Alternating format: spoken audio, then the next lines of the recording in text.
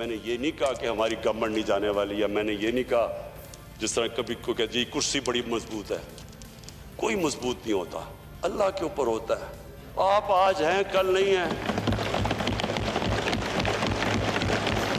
कभी भी आपको अपनी कुर्सी छोड़ने से घबराना नहीं चाहिए, कभी डर नहीं होना चाहिए। हमारी जमात को, हमारी गवर्नमेंट को कोई नहीं गिरा सकता जब तक कि हम अपने नजरिए पे खड़े रहें, अपने प्रिंसिपल। सारा शोर मचा हुआ कि किसी तरह बस 6-7 लोगों को इमरान खान कहे कि जी फिक्र ना करो मैं NRO आपको दे दिया। वो यही चाह रहे हैं मेरे से कि किसी तरह इमरान के ऊपर प्रेशर डलवा के, किसी तरह -1 करवा के ये बच जाएंगे। इन्हें नहीं पता कि ये -1 हो भी गया तो बाकी भी कोई इनको नहीं छोड़ेगा इंशाअल्लाह। वज़ीर आज़म का ये बयान ऐसे वक्त में सामने आया है जब 2 दिन पहले ही उन्होंने अपने अरकान असेंबली और इत्तेहादियों के इशाइये से खिताब में कहा था कि रोज़ सुबह खबर मिलती है कि मैं आज जा रहा हूँ, कल जा रहा हूँ, लेकिन हमारे सिवा कोई चॉइस नहीं है। और आज वो कह रहे हैं कि कोई मजबूत नहीं होता। वज़ीर आज़म इमरान खान ने अपोजिशन पर तो तनकीद की, मगर साथ ही खसारे में चलने वाले मुल्की इदारों में इस्लाहात की भी बात की और वाज़ेह किया कि इस्लाहात अब नागुज़ीर हो चुकी हैं, या तो इस्लाहात करेंगे या फिर बुरे वक्त का सामना करना पड़ेगा। वज़ीर आज़म ने मज़ीद कहा कि उन्हें पता है कि हमें दुबई से चीज़ें मिल रही हैं, अपोजिशन को पता है कि हमें दुबई से चीज़ें मिल रही हैं, हमें जो इन्होंने 30,000 अरब रुपए के कर्जे लिए उसकी तफसीलात मिल रही हैं, इसलिए ये चाहते हैं कि किसी तरह हुकूमत चली जाए और उनकी चोरी पकड़ी जाए। ये इकट्ठे एक ही पॉइंट पे हैं। इनको डर लगा हुआ है, जिस तरह अभी हमें दुबई से चीज़ें मिल रही हैं कि तनख्वाह क्यों मिल रही थी, इनको पता है कि हमें चीज़ें मिल रही हैं। इनको सबको डर लगा हुआ है कि जितनी देर ये गवर्नमेंट रहेगी इनके सारी जो चीज़ें जो इन्होंने ये जो कर्जा चढ़ाया था 30,000 अरब का, ये इनको पता है कि हमें चीज़ें मिल रही हैं, इसलिए जल्दी में किसी तरह गवर्नमेंट चली जाए, किसी तरह इनकी चोरी बच जाए। वज़ीर आज़म इमरान खान ने नून लीग के लिबरल होने के दावों पर भी तनकीद की और ख्वाजा आसिफ का नाम लिए बगैर कहा कि उन्होंने वाशिंगटन में एशिया सोसाइटी को इंटरव्यू देते हुए कहा था कि तहरीक इंसाफ दीनी जमातों के साथ है, नून लीग लिबरल है। वज़ीर आज़म ने कहा कि नून लीग कभी जिहादी बनकर उनसे पैसे ले लेती है, इंग्लैंड और अमेरिका जाकर लिबरल बन जाती है, इनका कोई दीन ईमान नहीं है। मैं जो बात यहाँ करता हूँ वही मगरबी ममालिक में करता हूँ। मैंने वहाँ पर भी मदीना की रियासत की बात की थी। इससे पहले की तकरीर में भी वज़ीर आज़म ने कहा कि मैंने कश्मीर का मुकदमा हर जगह जाकर उठाया, मैंने नरेंद्र मोदी को मगरबी दुनिया में जाकर और उनके मीडिया के सामने जाकर एक्सपोज किया। वज़ीर आज़म की आज ज़बान सख्त थी, रवैया सख्त नज़र आया, ख़ास तौर पर ख्वाजा आसिफ को तनकीद का निशाना बनाया और शदीद उनके हवाले से तनकीद करते नजर आए। नून लीग के सीनियर रहनुमा ख्वाजा आसिफ हमारे साथ मौजूद हैं। ख्वाजा साहब बहुत शुक्रिया। ख्वाजा साहब बहुत सारी चीज़ें हैं जिन पर आपसे तफसील से बात करनी है वज़ीर आज़म की तकरीर के हवाले से, लेकिन सबसे पहले मगरिब में आप लोग जाकर कुछ और बन जाते हैं, मजहबी जमातों के सामने कुछ और बन जाते हैं, आप लिबरल नहीं लिबरली करप्ट हैं। और उन्होंने ये कहा कि मैं एक वाहिद हूँ जो रियासत मदीना की यहाँ भी बात करता हूँ, मगरिब में भी जाके करता हूँ, आप लोग जहाँ जाते हैं वैसे बन जाते हैं। देखिए, रियासत मदीना की तो हर मुसलमान को बात करनी चाहिए, ये हमारे ईमान का हिस्सा है। मैं किसी के ईमान के ऊपर शक नहीं कर सकता, चाहे वो इमरान खान साहब हो या कोई हो, मुझे राइट ही नहीं है, मैं खुद गुनहगार आदमी हूँ। लेकिन हैविंग सेड दैट, मैंने अमेरिकन सॉइल के ऊपर आई एम ऑन रिकॉर्ड, मैंने इंटरव्यूज़ में, अपनी स्पीचेस में, वहाँ पे थिंक टैंक्स में उनके साथ मुईद हैं, मैं सिक्योरिटी एडवाइज़र उनसे पूछ लें, उन्होंने मेरा इंटरव्यू किया था। It continued I think for more than an hour, rather 1.5 hour. उसमें मैंने क्या लैंग्वेज इस्तेमाल की थी, क्या कहा था अमेरिका के बारे में, क्या कहा था अपनी जो हमारी सोच है उसके बारे में। मेरा ख्याल है कि ये जुर्रत भी नहीं कर सकते उस किस्म की गुफ्तगू अमेरिका जाकर करता। ये वहाँ जाके लिबरल बन जाते हैं, जिस किस्म की ऑडियंस हो उस किस्म की ये बात करते हैं। लेकिन उसामा को जो कहा, उसामा बिन लादेन के मतलब जो कुछ कहा उन्होंने, और उसके बाद जो है ये आज की बात नहीं है, ये तालिबान की हमायत जो है आज से 15-20 साल पहले भी करते रहे। उनके मतलब जो है वो मेरा ख्याल है कि वे बैक आज से 12-13 साल पहले गार्डियन ने भी कवर किया हुआ है और बहुत से लोगों ने कवर किया हुआ है। अब ये लिबरल बन गए हैं। हिंदुस्तान को जिस तरह इन्होंने अपीज किया है, मेरा ख्याल है जिस तरह इन्होंने गिट्टे रगड़े हैं अपने, हिंदुस्तान को खुश करने के लिए वहां से फिर नहीं जो है घास पड़ा, तो ये उसके बाद जो है वो ऑब्वियसली ही had no choice but to take a stand against India. Otherwise इन्होंने पहला एक साल जो है जिस तरह मिस्ड कॉलें मारी हैं उसको सुरेंद्र मोदी को, वो हमारी तारीख का हिस्सा है, आप लोग बेहतर जानते हैं मीडिया वाले। सर मगर ज़रा उन्होंने डोमेस्टिक पॉलिटिक्स -1 पर भी बहुत ज़्यादा बात की है, मैं उस पर भी आना चाह रहा हूँ। मगर आपने जो ये बातें की हैं, अक़वाम मुत्तहिदा में वज़ीर आज़म ने जाके तकरीर बहरहाल की, साबिक़ के वज़ीर आज़म ने भी की, इन्होंने भी की। साथ में वज़ीर आज़म इस बात का क्रेडिट लेते हैं कि नरेंद्र मोदी के बारे में जो कुछ मगरबी मीडिया लिख रहा है, मैंने उन्हें बताया कि ये इनकी जो फ़िलॉसफ़ी है वो हिटलर के हवाले से है। नहीं, वो क्रेडिट जिस मर्जी बात का ले लें, क्रेडिट तो वो तो ये भी कहते हैं महंगाई कोई नहीं है यहाँ पे, और क्रेडिट ये भी लेते हैं कि हमने जो है पता नहीं यहाँ दूध और शहद की नहरें जो है पाकिस्तान में बहा दी हैं पिछले 2 साल में। क्रेडिट वो बिलियन सुनामी ट्रीज का भी लेते हैं, क्रेडिट वो जो है 1 करोड़ मकानों का भी लेते हैं, 50 लाख मकानों का और 1 करोड़ नौकरियों का, पता नहीं किस किस चीज का क्रेडिट है। नॉन एग्जिस्टेंट जो है, जिन लोग जी वो हकीकत से जिनका दूर का वास्ता नहीं है, उन चीजों का क्रेडिट लेते हैं। देखिए मैं कमिंग बैक टू कश्मीर का जो पिछले 1 साल में जो हशर किया है हमने जिस तरह उन्होंने उनको अबैंडन किया है, खुसूसन 370 के बाद जो है, मेरा ख्याल है कश्मीर की पिछले जो हमारी इन्वेस्टमेंट है, हमारी अफवाज की जो कुर्बानियां हैं, हमारे कश्मीरी शहरियों की कुर्बानियां हैं, हमने 3 जंगें लड़ी हुई हैं उसके, लेकिन इस शख्स ने तो एब्जेक्ट सरेंडर किया उसके ऊपर, कश्मीर के ऊपर। क्या हुआ है कि जुमे के दिन जो आधे घंटा खड़ा हो करेंगे, ये हुआ करेगा, वो हुआ करेगा। इन्होंने जाके 184 वोट दिलवाए हैं उसको गैर मुस्तकिल मेंबरशिप के लिए सिक्योरिटी काउंसिल की, 184 192 में से 184 वोट इन्होंने दिलवाए हैं। इट इज अ रिकॉर्ड कि हमारा कोई मुल्क जो है हमारे साथ नहीं खड़ा हुआ, हमने खुद वोट दिए। मगर इसमें ख्वाजा साहब, इसमें हुकूमत कर क्या सकती थी? नॉन परमानेंट मेंबरशिप भारत ने बनना था, वो बन गया, हुकूमत इसको कैसे रोक सकती थी? अगर आपकी हुकूमत होती तो क्या कर लेती? मैं बिलीव कर देता हूँ, लेकिन जो जुबान जिस तरह इस्तेमाल करती है, क्या क़यामत आ गई है अगर वो बन गए, बात चीजें जो है ना उनमें जो आप डेमोन्स्ट्रेट करते हैं वो ज्यादा मटेरियल होता है, वो ज्यादा सब्सटेंटिव होता है। They did not even demonstrate कि भाई ये चीज जो है ये गलत चीज है, ये बंदे बन रहे हैं सिक्योरिटी काउंसिल का मेंबर जो है को करते, क्योंकि लेना देना था, एक बार्गेन था, ये जो इन्होंने किया। आप फॉर गॉड सेक कश्मीरियों की मॉरल मदद तो करें, डिप्लोमेटिक मदद तो करें। वहां पे जो मुसलमान लिंच हो रहे हैं, अल्लाह मदीने की रियासत जो है उसकी ये बुनियाद थी कि जहां जहां ईमान वाले बैठे हुए हैं, मदीने की रियासत के जो शहरी हैं उसको प्रोटेक्ट करेंगे। क्या ये मदीने की रियासत की ये बेसिक जो फंडामेंटल उसका प्रिंसिपल है उसको पूरा कर रहे हैं? ये मदीने की रियासत की कमिटमेंट थी कि जहां जहां मुसलमान शहरी बैठे हुए हैं, चाहे वो मक्का में बैठे हैं या ताइफ में बैठे हुए हैं या तबूक में बैठे हुए हैं, वो उसको प्रोटेक्ट करेंगे। हम तो आवाज नहीं उठा रहे कश्मीरी मुसलमानों के लिए या हिंदुस्तानी मुसलमानों के लिए। मतलब अगर मदीने की रियासत में ज़ाहिर बुनियाद मेरिट थी, जो आगे जाकर उन्होंने बात की, मदीने की रियासत में ये नहीं होता था कि माफिया हो, मदीने की रियासत में ये नहीं होता था कि सियासी जमातें सरपरस्तियाँ करें, नवाज शरीफ साहब की अपनी शुगर मिलें हों या फिर सुलेमान शहबाज की शुगर मिलें हों, पंजाब हुकूमत सब्सिडी देती हो, आसिफ जरदारी साहब की और दोस्तों की शुगर मिले हों, सिंध हुकूमत सब्सिडी देती हो, वफाक से सब्सिडी लेते हो। मदीने की रियासत में ये नहीं होता था और वज़ीर आज़म कह रहे हैं कि मेरी मदीने की रियासत की मिसाल जब मैं देता हूं तो उसी मेरिट की देता हूं कि इन माफियाओं से मैंने मुकाबला करना है। देखें, मैं सबसे बड़ा माफिया जो है उनकी अपनी रिपोर्ट में माफिया का हेड जो है डॉन था या डॉन है, वो जहांगीर तरीन है, जिसको उन्होंने भगा दिया। क्यों नहीं डाला उसको ECL के ऊपर? क्यों उसको जाने दिया है?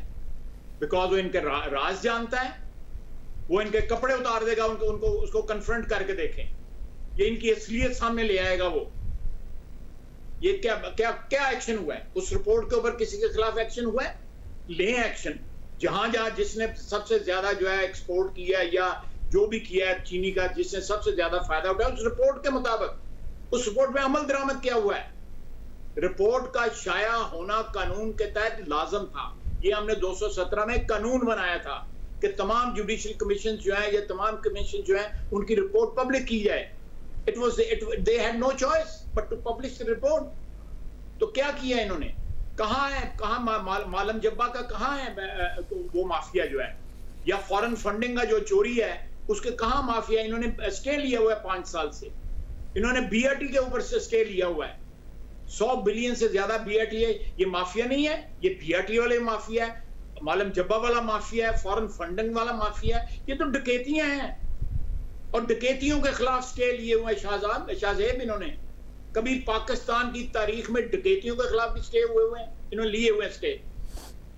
करें ना, हम पेश हो रहे हैं ना, हमने अदालतों में पेश हुए, जेआईटी के सामने पेश हुए, कमीशंस के सामने पेश हुए, हर किस्म के। मैं खुद पेश हुआ, मेरा कायद जो है नवाज शरीफ पेश हुआ, शहबाज शरीफ पेश हुआ, हमजा आज भी कैद है, मरियम ने कैद भुगती है। मुझे ये बताएं कि इनकी सफों में एक वो दवाइयों वाला जो है, जो इनका बेनामी है, वो दवाइयों वाला, उसके खिलाफ किसी ने इंक्वायरी की है?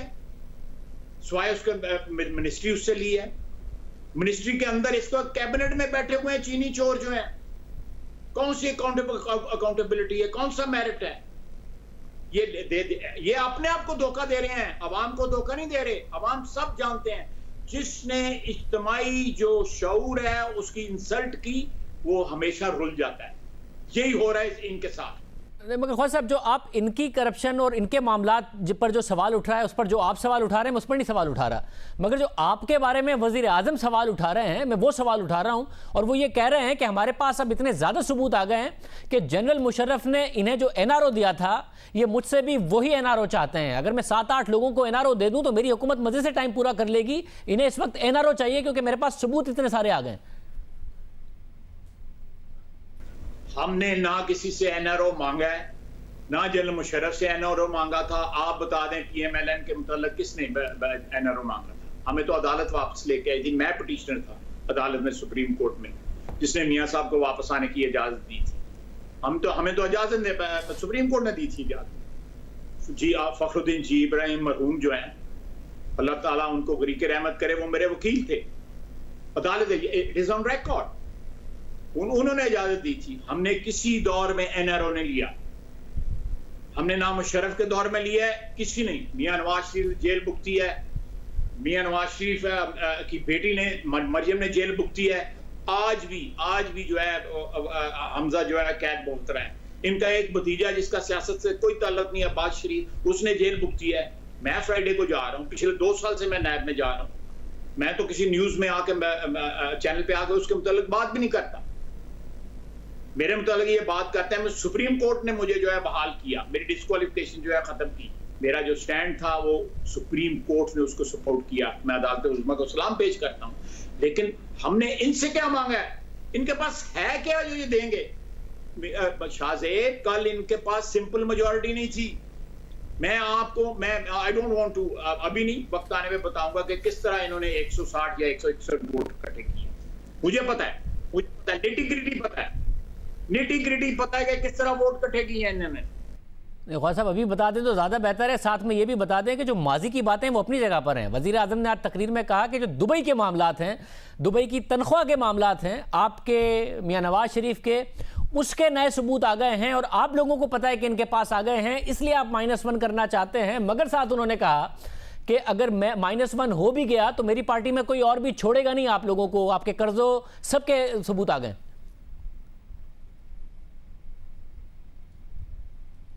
इनकी किसी बात पे यकीन ना करना है। इनको खुद समझ नहीं है इन बातों की। इनको जो दाएं बाएं जो लोग बैठे हुए हैं बता देते हैं, वो कह देते हैं। अगर इनके डिटेल पूछे इनसे तो इनको खुद डिटेल एक्सप्लेन करना नहीं आएगी। शाहजेब, इनको नहीं आएगा, पूछे इनसे। जो नए सबूत लाए, ये सबूत तो पता नहीं पिछले 2 साल से नहीं, पिछले 7-8 साल से ये कह रहे हैं। 2 साल हो गए इनको हुकूमत में, बताएं ना सबूत। जो फॉरेन फंडिंग है, जो इन्होंने पैसा खाया हुआ है लोगों से डोनेशनें लेके, वो पड़ा हुआ है। क्यों नहीं फेस करते उसको? क्यों नहीं फेस करते बीआरटी को? वो मकबरा बना हुआ है तब्दीली का वहां पे पेशावर में, क्यों नहीं फेस करते?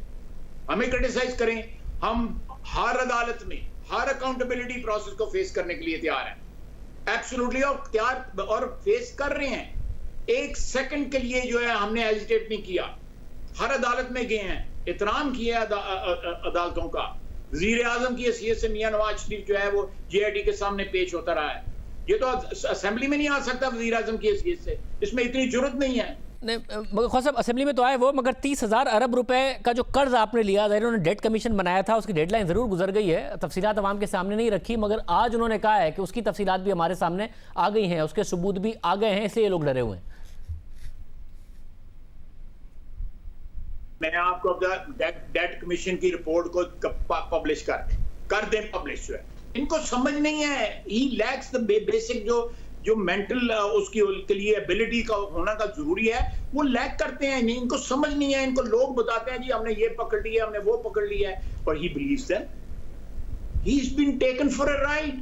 समझे, किसी सिंसियर अपने मुखलिस आदमी को बुला के पूछें कि यार ये मुझे बताया जाता है, और ये लोग जो इनको बता रहे हैं, मैं आपको इस रिकॉर्ड कर लें, ये जितने लोग इनको बता रहे हैं जो इनके साथ कि ये हमने ये पकड़ लिया, हमने वो पकड़ लिया है, जिस दिन इनके पास इख्तिदार ये इनका टेलीफोन नहीं उठाएंगे, ये लोग इमरान खान का टेलीफोन नहीं अटेंड करेंगे।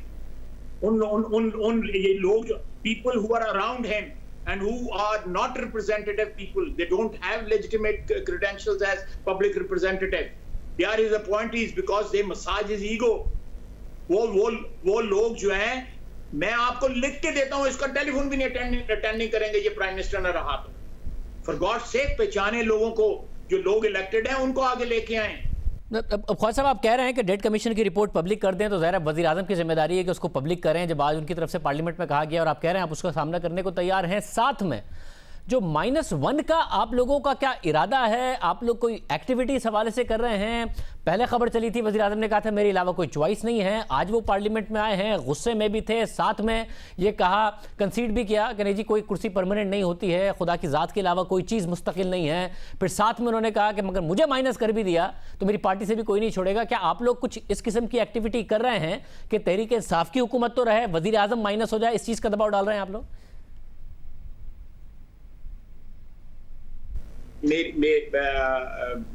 शाहजेब, बात असल में ये है कि इनकी पार्टी में wide spread discontent, absolutely no doubt about it. वो खुद एक्नॉलेज करते हैं उनकी पार्टी के लोग। आखिर ये तो असेंबली में नहीं आते, हम तो असेंबली में बैठे होते हैं।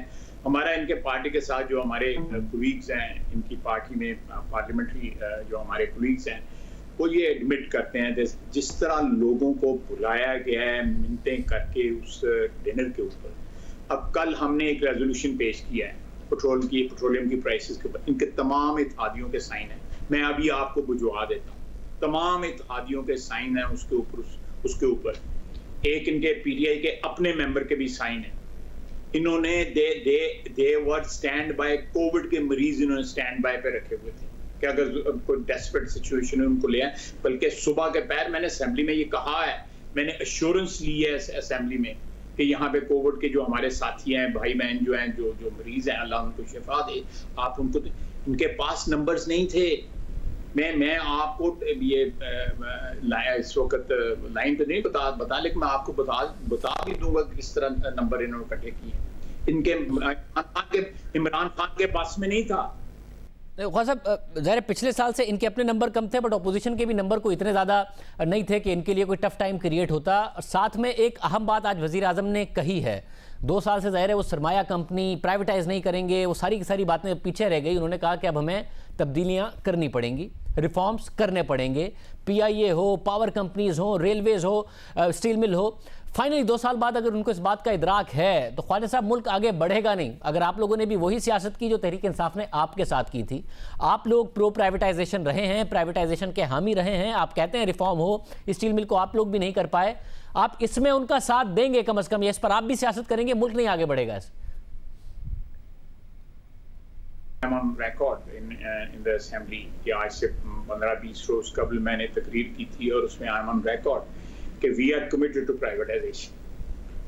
हमने प्राइवेटाइजेशन पाकिस्तान में सबसे ज़्यादा PMLN ने की 97 से लेके 96 से लेके 99 तक, और उससे पहले 91 से लेके 93 तक। तमाम बैंकिंग इंडस्ट्री हमारे दौर में प्राइवेटाइज हुई। मैं बहुत बड़ा हामी हूँ कि जो अदारे ब्लीड कर रहे हैं, जो हैमरेज कर रहे हैं, जो अदारे जो हैं, उन अदारों को प्राइवेट सेक्टर में आप उनको डाउन साइज करें, उनको प्रिपेयर करें, विद इन 3-4 मंथ्स जो है आप उनको ऑफलोड कर दें। लेकिन साथ साथ मैं ये अर्ज करना चाहूँगा शाहजेब कि मार्केट जब ठीक हो उस वक्त करें। आप एविएशन इंडस्ट्री इस वक्त घुटनों के बल गिर चुकी हुई है। उसमें अगर आप पीआईए को बेचेंगे या अपने एयरपोर्ट्स अपने बेचेंगे, आउटसोर्स करेंगे, या आप होटल इंडस्ट्री में अपने होटल्स बेचने जाएंगे, आपको कुछ नहीं मिलेगा। आपका कोई खैर खा आपकी कोई एटीएम जो है वो खरीद लेगी। ये सारी साजिश उसमें। मैं प्रिंसिपल बिल्कुल जो आपने कहा है मैं 100% उसको इंडोर्स भी करता हूँ, लेकिन ये ट्रांसपेरेंट नहीं है ट्रांजैक्शन है।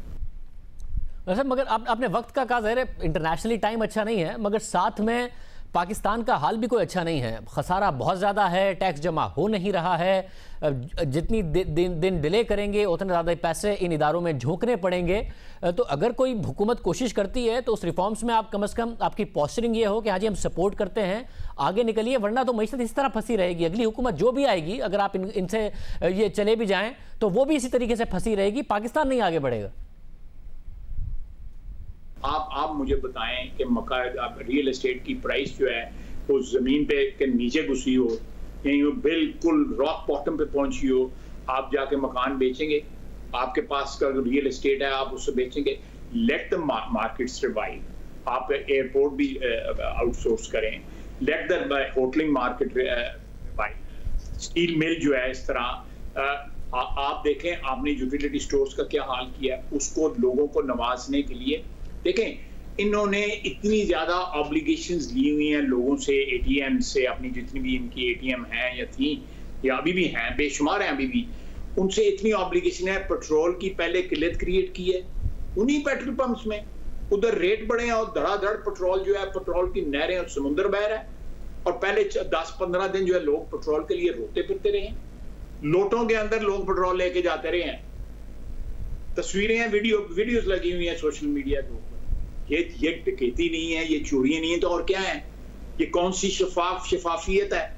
ये कौन सी, अल्लाह ताला मुझे माफ करे तो बस इस्तग़फ़ार करिए, ये मदीने की रियासत है जिसमें ये सारा कुछ हो रहा है? ये बिलियन ट्री सुनामी, ये BRT, ये चीनी, ये गॉड से प्लीज मैं रिक्वेस्ट करता हूँ, आपके जरिए रिक्वेस्ट करता हूँ कि ये मजहब को बीच में, मदीने की रियासत को बीच में ना लेके आए।